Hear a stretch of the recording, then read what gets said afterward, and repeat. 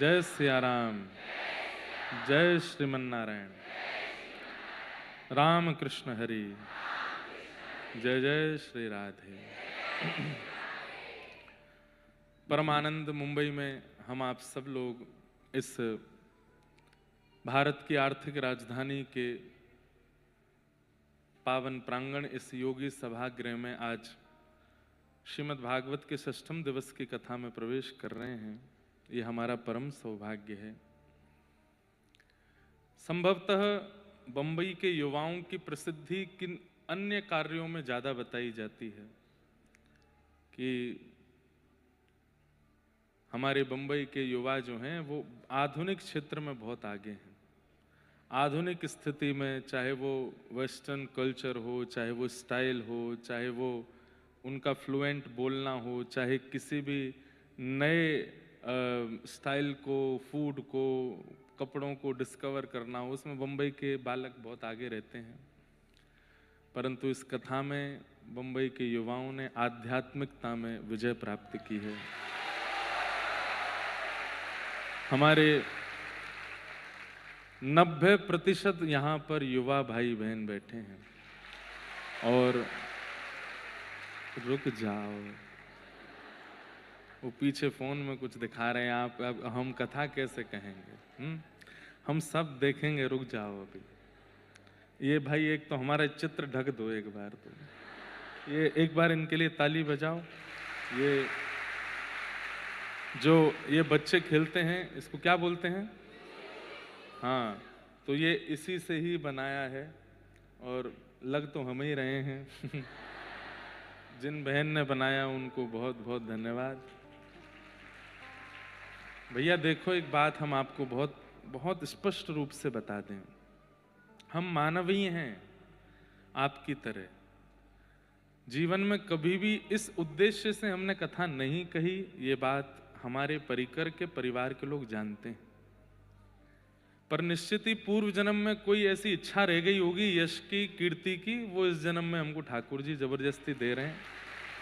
पर देखो, वृषभानु के जमाई की जय। वाह, आप सबके भाव को प्रणाम है। हमारी बात तो सुन लो। तो सत्य में हम सत्य बता रहे हैं। अरे सुनो भैया, यही होता कथाओं में। ये माहौल पहले कभी किसी ने क्यों नहीं देखा? क्योंकि प्राचीन कथाओं में ज्यादातर 40 से ऊपर के लोग ही आते थे, धीर गंभीर शांत बैठे, और आधे से ज्यादा सो गए। लेकिन अब कथाओं का रुख युवाओं ने ले लिया है, तो उनका नाम ही है लड़के लड़की। जो लड़के ही अपना काम करते हैं वही हैं लड़के लड़की। तो ये भक्ति भी ऐसे ही करते हैं। या तो युवाओं में भक्ति प्रवेश होगी, नहीं होगी तो ऐसी होगी महाराज कि दूसरे सब धरे रह जाएंगे। तो आप सब लोग हमारी बात तो सुनो। हमने कभी भी व्यास मंच का चयन, पहली बात तो हमने नहीं किया, व्यासपीठ ने चुना। दूसरी बात, कभी भी इस व्यासपीठ से धनार्जन करना, यश अर्जन करना या पब्लिसिटी अर्जन करना, आप लोगों को खींचना, लोग बाग सोचते होंगे इनकी टीम है, इनका ये है, वो कुछ भी नहीं है। हम अकेले व्यक्ति हैं। हमारे सीधे साधे सब ब्राह्मण देवता हैं। कई बार तो ऐसा कुछ भी नहीं है। लेकिन आप सब लोग निश्चित ही ठाकुर जी के भावों से जुड़ रहे हैं। आपकी भक्ति में वर्धन हो रहा है, आपकी सेवा में वर्धन हो रहा है। इसलिए हमारी जिम्मेवारी बनती है कि हम आपके मध्य में आएं और आकर के स्पष्ट रूप से अपने भाव और कथा का वाचन करें। आप सबको बहुत बहुत धन्यवाद है। आप लोग इतना उत्साह, इतना प्रेम रखते हैं। आज सुबह 4-5 बजे से ही लोग बाग लाइन में खड़े हैं। देखो, रात में 3 बजे से। जय हो। हम क्षमा मांगते हैं, आप लोगों को बहुत श्रम होता है, लेकिन ये उत्साह है आप सबका। हम तो बस हृदय से, मन से और बस सब रूप से एक ही बात पंडरीनाथ भगवान से कहेंगे। इतना उत्साह लेकर के आप लोग कथा में आते हैं, ठाकुर जी आपके इस जन्म में कृपा करें कि बस उनका साक्षात्कार आपको निश्चित हो जाए। आप सब लोग ऐसे ही भावों में बने रहें। हम मानव ही हैं और कई बार मानव अपनी क्रियाओं का केवल क्रम करता है, पर संसार के कई वैष्णव कई भाव उसका पालन करते हैं और कई लोग केवल उसमें दोष दिखाना और उसको कुछ ना कुछ करना प्रारंभ करते हैं। पर हमारा आपका उद्देश्य हम नहीं होने चाहिए, या हमारी कोई भी स्थिति, हमारे भाव जो ठाकुर जी के प्रति आपको हम बता रहे हैं उनको ही आप पालन करो। हमें प्राप्त करना आपका उद्देश्य नहीं होना चाहिए, ठाकुर जी की प्राप्ति करो, लाल जी को प्राप्त करो। जीवन बहुत छोटा है, जीवन बहुत कम है, इतना श्रम इतना परिश्रम आप कर रहे हैं, निश्चित ही आप ठाकुर जी का अनुभव करना चाहते हैं, वही उद्देश्य रखिएगा। और हम कह रहे हैं केवल हमारी कथा नहीं सुनिए, हमारे भारत के जितने भी श्रेष्ठ विद्वान हैं सबका प्रवचन सुना कीजिए, सबके भाव सुना कीजिए। बस उद्देश्य ये होना चाहिए कि उनके भाव से हमारे चित्त में भक्ति बढ़े, भाव बढ़े, प्रेम बढ़े, ठाकुर जी के प्रति प्रीति बढ़े। उसको आप लोग केंद्र में लेकर के आगे बढ़ें। इस साल नव वर्ष आने वाला है अंग्रेजी, और ये साल विश्राम की ओर है। अगले वर्ष प्रारंभ में ही एक संकल्प लीजिएगा और थोड़ा सा ठाकुर जी से कहिएगा, नाथ ये साल भी निकल गया, आप नहीं आए, आप नहीं मिले, आपका अनुभव नहीं हुआ। कम से कम अब हमारी उम्मीद है कि इस वर्ष में आपका अनुभव हो। इस भाव से अपने भक्ति भाव में आगे बढ़िएगा। आप सबको हम बहुत बहुत प्रणाम करते हैं, बहुत बहुत वंदन करते हैं। कितने बालक, युवा, भाई, बंधु सब कुछ ना कुछ सामग्री लेके आते हैं, पर हम सब स्वीकार नहीं कर पाते, उसके लिए भी हम क्षमा प्रार्थी हैं। हम सबसे नहीं मिल पाते, उसके लिए भी हम क्षमा प्रार्थी हैं। पर आप लोग कथा के प्रति ऐसा ही उत्साह रखिए, ऐसी हमारी भावना है, ऐसी हमारी आप सबसे अभ्यर्चना है। आज कथा का श्रेष्ठम दिवस है और ठाकुर जी वृंदावन आ गए हैं, भगवान का वृंदावन आगमन हुआ है। वृंदावनम संप्रविश्य सर्वकाल सुखावहम्।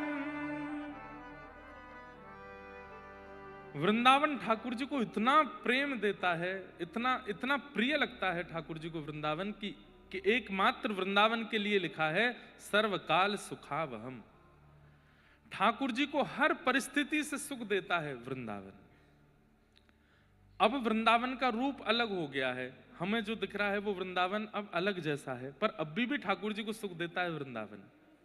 वृंदा कौन है? वृंदावी एक भगवान की गोपी है, वृंदावी एक भगवान की सहचरी है, वृंदा महारानी, वही वृंदावन है। इनका कार्य क्या है? ठाकुर जी की लीला को अनुकूल बनाना। जब कभी ठाकुर जी यमुना पुलिन पर जाते हैं तो बालुका अनुकूल हो जाती है, जब कभी भी ठाकुर जी निकुंज वन में जाते हैं तो निकुंज वन के वृक्ष अनुकूल हो जाते हैं। ठाकुर जी को कुछ भूख लगती है तो अपने आप फल प्रकट हो जाते हैं ठाकुर जी को पवाने के लिए। ठाकुर जी को सुगंधी की आवश्यकता तो गले की माला, सुंदर सुंदर पुष्प प्रकट हो जाते हैं। प्रिया और प्रियतम के सुंदर विहार में जो सुख प्रदान करे, जो पूर्ण रूपेण अपना योगदान प्रदान करे, वही है वृंदावन। वृंदावन का अभिप्राय और कुछ नहीं, और वृंदावन वासियों का भी अभिप्राय और कुछ नहीं होना चाहिए, केवल और केवल वृंदावन के प्रिया प्रियतम को सुख देना, यही वृंदावन और वृंदावन वासियों का उद्देश्य होना चाहिए, इसके अलावा कुछ भी नहीं। यदि कोई वृंदावन में रहकर के भी अपने सुख का विचार करे, अपने भावों का विचार कर रहा है, तो वृंदावन में रहकर के वो वृंदावन के नियम का पालन नहीं कर रहा। वृंदावन शतक, उसमें एक श्लोक है, भ्रातः तिष्ठ टले टले विटपिनाम ग्रामेषु भिक्षामटः स्वच्छंदं पिबयामुनं जलमलं चीराणि कंथाम कुरु श्री राधा मुरली रवो ब्रज सखे वृंदावनम मात्यज। ध्यान से सुनिएगा, अभी तक वृंदावन प्राप्त हुआ ही नहीं लोगों को। हल्ला मचता है, लाखों की भीड़, करोड़ों की भीड़ वृंदावन में। अभी स्थिति यह है, चक्का जाम है वृंदावन का। लेकिन इतनी संख्या में लोग पहुंच गए, लेकिन वृंदावन के लिए अनुकूल नहीं बन पाए हैं। अभी वो वृंदावन वासी नहीं कहलाएंगे। वृंदावन में अनुकूल कौन है? सुनिए कितना कठिन है। भ्रातः तिष्ठ टले टले विटपिनाम ग्रामेषु भिक्षामटः। वृंदावन में रहने वाला व्यक्ति या वृंदावन वास करने वाला व्यक्ति, अच्छा ये सारे नियम व्रज में जन्मे व्रजवासियों के लिए नहीं है, उनके ऊपर मत थोपिएगा। ब्रजवासियों के लिए ये सारे नियम नहीं है। ब्रजवासी अलग हैं, वो ठाकुर जी के हैं। वो तो अपने पूर्व में इतने तप कर चुके हैं कि उनका जन्म वृंदावन में हो गया। ये तो वृंदावन वास की इच्छा रखने वाले, वृंदावन जाने वाले लोगों के लिए नियम क्या होने चाहिए? ध्यान से सुनो। भ्रातः तिष्ठ टले टले विटपिनाम ग्रामेषु भिक्षामटः।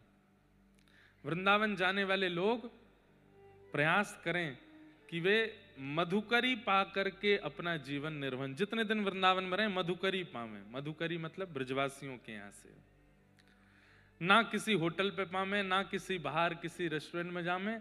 ब्रजवासियों के आगे जाकर के अंजलि फैला करके कहें कि आपके घर में जो सामग्री हो हमें प्रदान करो। ब्रजवासियों के यहां की मधुकरी पावें। दूसरा, स्वच्छंदम पिबयामुनम जलमलम। प्यास लगे तो यमुना जी का जल पान करे, पर यमुना जी का जल पीने योग्य हम लोगों ने छोड़ा नहीं। बंधुओं, इस विश्व में भगवत प्राप्ति के लिए लोग कितने साधन करते हैं, नाम करते हैं, जप करते हैं, तपस्या करते हैं, वैदिक नियम का पालन करते हैं, लेकिन जो ठाकुर जी को अति प्रिय है वो कोई नहीं करता। क्या? पर्यावरण के प्रति मित्र भाव। ठाकुर जी से ज्यादा पर्यावरण प्रेमी कोई नहीं है। महल बिहारी नहीं है ठाकुर जी, कुंज बिहारी हैं। कुंज मतलब जो सघन वन में रहते हैं वो कुंज बिहारी। ठाकुर जी ईंट पत्थर टाइल बिहारी नहीं है, यमुना पुलिन बिहारी, यमुना जी में रहते हैं। वो गिरिवरधारी हैं। पर्वतों का संरक्षण, वृक्षों का संरक्षण, यमुना जी का संरक्षण, जल का संरक्षण, मृद भक्षण लीला, मिट्टी का संरक्षण, पर्यावरण के प्रति कितने सजग हैं ठाकुर जी। पूरी कृष्ण लीला बाल्यकाल से लेकर के मथुरा तक अगर आप उठा के देखेंगे, ठाकुर जी ने केवल पर्यावरण का ही संग किया है। स्वर्ण का मुकुट नहीं पहनते ठाकुर जी वृंदावन में, रज लगाए घूमते हैं।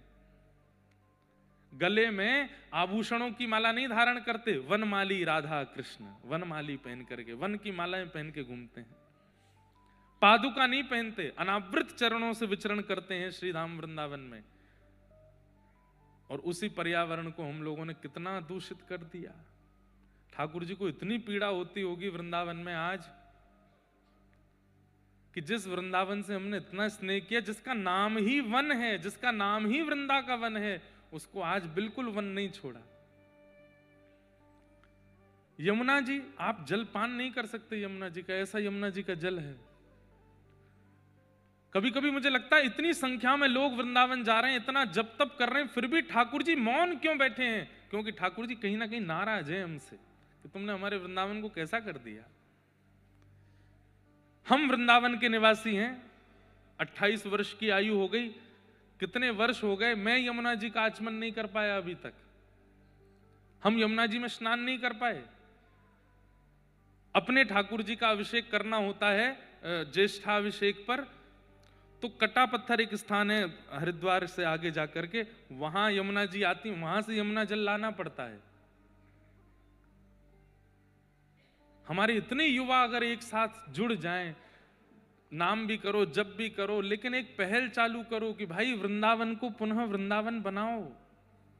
उसके लिए वृंदावन को जो प्रदान करना पड़े, हम ठाकुर जी के निकुंज को सजाएंगे तो ठाकुर जी हमारे जीवन को सजा देंगे, ठाकुर जी आनंदित हो जाएंगे। पर हमारी इच्छा तो ऐसी है कि ठाकुर जी बुरो बावड़ों से वृंदावन पढ़ो रे, आप तो हमें प्राप्त है जाओ। ठाकुर जी कह रहे हैं पहले मेरे निकुंज को तो योग्य बनाओ। इतनी संख्या में युवा अगर ठाकुर जी के पास पहुंच जाएंगे, ठाकुर जी कहेंगे अरे तुम सब क्षमतावान हो, तुम सब बुद्धिवान हो, तुम सब योग्य हो, लग जाओ ना मेरे वृंदावन को कुछ बनाने में, सबको स्वीकार करूंगा मैं, सारे दोष भुला करके सबको अंगीकार करूंगा। उस रास का अनुभव सबको ठाकुर जी करा देंगे, जिस रास का हम चर्चा सुनते हैं कथा में। पर मैं बहुत कभी कभी मैं ना, एक तो सबसे बड़ी बात है मुझे सरल सहज बोलना प्रिय है, मैं ज्यादा उग्र होके बोल नहीं पाता, ज्यादा ये पहल उठाना और रोड़ों पे आ जाना मैं चाहूं तो कर सकता हूं, और एक अब मेरे से होता नहीं है। मुझे लगता है मैं व्यासपीठ से आपको कह दूं, आप हृदय से समझ करके अपने आप संभल करके उस क्रिया को करो, क्योंकि मैं अगर लेके गया तो वहां पर भी वो सेल्फी पॉइंट बन जाऊंगा, मैं लोगों के फोटो का वो बन जाऊंगा, पैर छुपाने का, और फिर कुछ लोग कहेंगे बताओ ये भी इनका प्रोपोगेंडा है, ये कुछ है, वो सब मैं नहीं चाहता। मैं चाहता हूं आप अपनी बुद्धि विवेक से विचार करो, जरूरत पड़ेगी तो मैं आऊंगा आगे लेकर के सबको वृंदावन का कुछ करेंगे। वृंदावन मार्जन उत्सव होना चाहिए। इतने लोग वृंदावन जाते हैं, कई लोग कहते हैं हर महीने हम वृंदावन जाते हैं, मुझे लगता है कि ये साल में 12 बार जाते हैं, अगर ये 12 वृक्ष भी लगा करके वृंदावन में आ जाएं तो कितना बड़ा योगदान हो जाएगा वृंदावन को।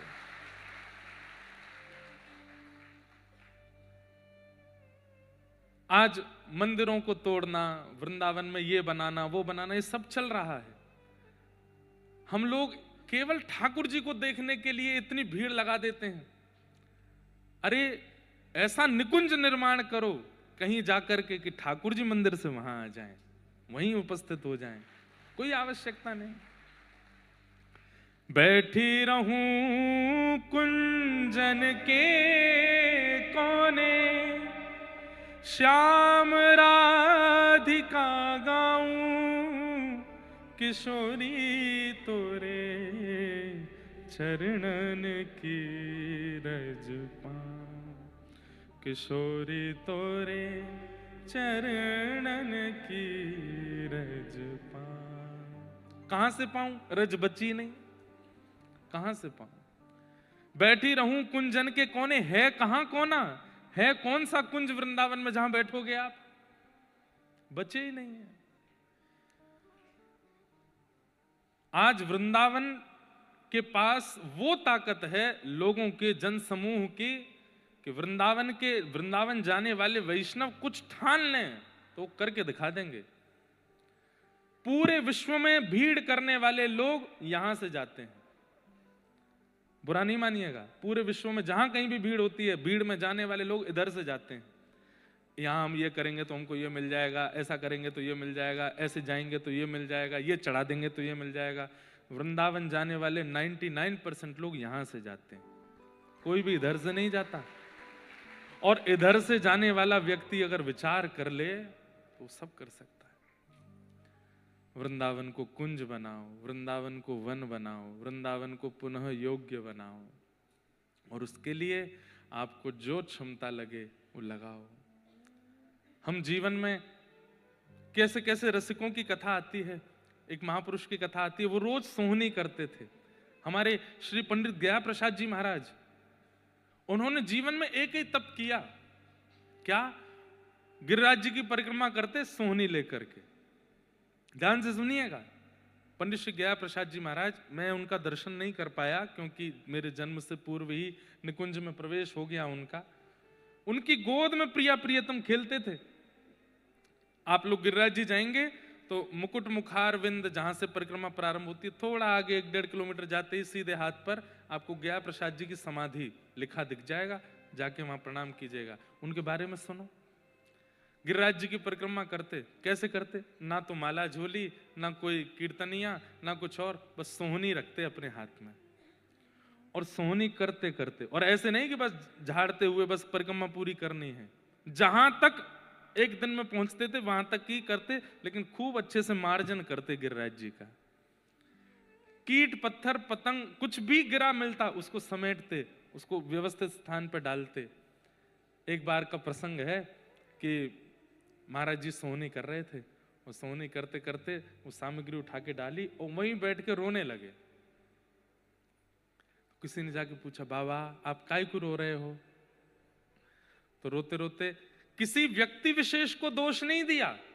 हम लोग पन्नी डाल देते हैं, कूड़ा कचरा डाल देते हैं वृंदावन में, गोवर्धन में, किसी व्यक्ति विशेष को दोष नहीं दिया। वो सारा कचरा हाथ में लेकर के क्या बोल रहे हैं, जे नंद को लाला माने ही ना है, मैं कितनों याकू समझाऊं, गंदो मत करे कर, मत करे कर, अरे जी गिरिराज जी हैं, इनको स्वच्छ रखो, पवित्र रखो, माने ना है, सबरो कूड़ो ले जाए के बीच में ही डाल दे। मतलब किसी व्यक्ति विशेष को दोष नहीं दिया, ठाकुर जी से कह रहे हैं वो ही डाल दे आके, और रुदन करने लगे।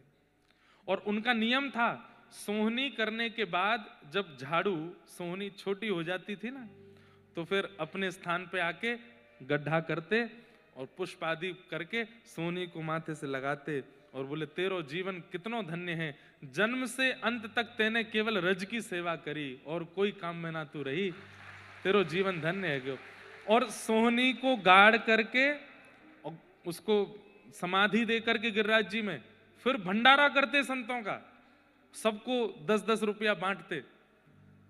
संत जन पूछते, बाबा काय बात को भंडारो? बोले, एक सोहनी निकुंज में प्रवेश कर गई, वा को भंडारो है। ऐसे महापुरुष। एक बार ऐसी आप जैसे बैठे, ऐसी गया प्रसाद जी महाराज सभा में बैठे थे और मंच पर रासलीला चल रही थी।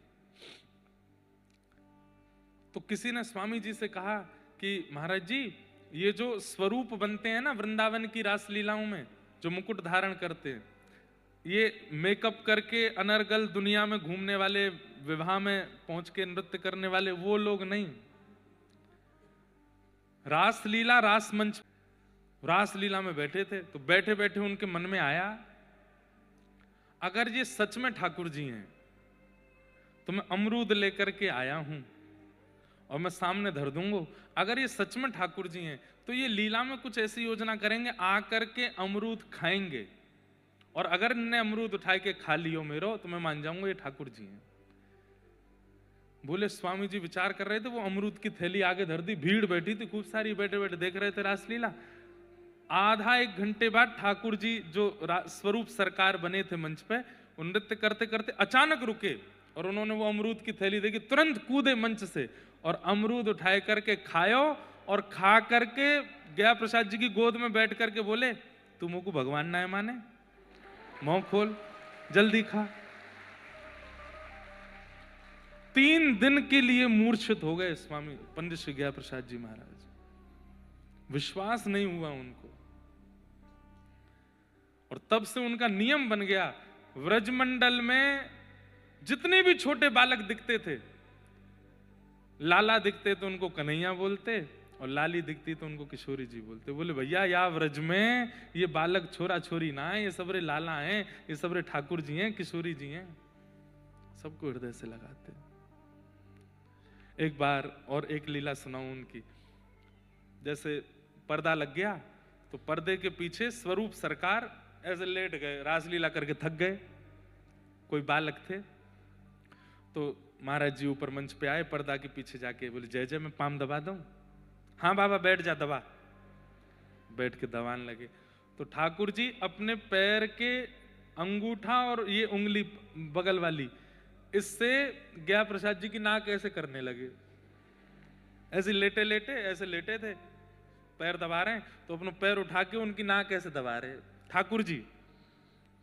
तो इतने में जो स्वामी जी मंचन करते, उन्होंने ये दृश्य देख लिया, तो आए आकर के बोले, जय जय जी कहाँ करो, दे बाबा इतना बड़ा भजनानंदी बाबा, तुम पाम तेवा की नाक दबा रहे, छोड़ो। तो ठाकुर जी ने अपना चरण पीछे कर लिया। इस बात को देख करके गया प्रसाद जी महाराज इतने रोए, इतने रोए। तो स्वामी जी बोले, आप क्यों रो रहे हैं? बोले, जैसे तैसे, या दुनिया के खिलौना तो हम हैं ही, ये दुनिया हमसे बहुत खेल है, कभी हमारी हंसी उड़ावे, कभी हमारो सम्मान करे, कभी हमारो अपमान करे, कभी हमारो तिलक करे, कभी दक्षिणा देवे, कभी सब हरण कर ले, या दुनिया के खिलौना बनवे तो बढ़िया, आज पहली बार ठाकुर जी को खिलौना बनो और तुमने ठाकुर जी को आके रोक दियो, मुझको ठाकुर जी को खिलौना बनना है। तो स्वामी जी फिर गए, ठाकुर जी फिर से नाक पकड़ लो इनकी। तो फिर गया प्रसाद जी बोले, आप कहोगे तो नहीं, ठाकुर जी खुद पकड़ेंगे, खुद लीला करेंगे तो मैं स्वीकार करूंगा।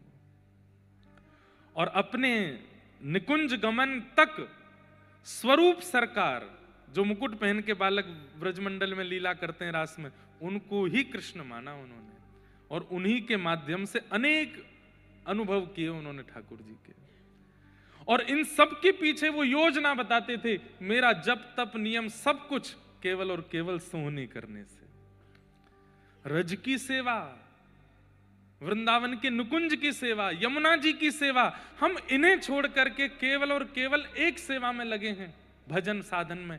करिए वो भी, लेकिन नुकुंज की सेवा करो, रज की सेवा करो, यमुना जी की सेवा करो, निकुंज वृक्षों की सेवा करो, उससे ठाकुर जी ज्यादा प्रसन्न हो जाएंगे। बहुत भीड़ है, करेंगे वहीं आनंद करेंगे, या बार आपके दर्शन ना सही, निकुंज की सेवा करेंगे, आप अनुभव कीजिए, करेंगे मेरी बात का।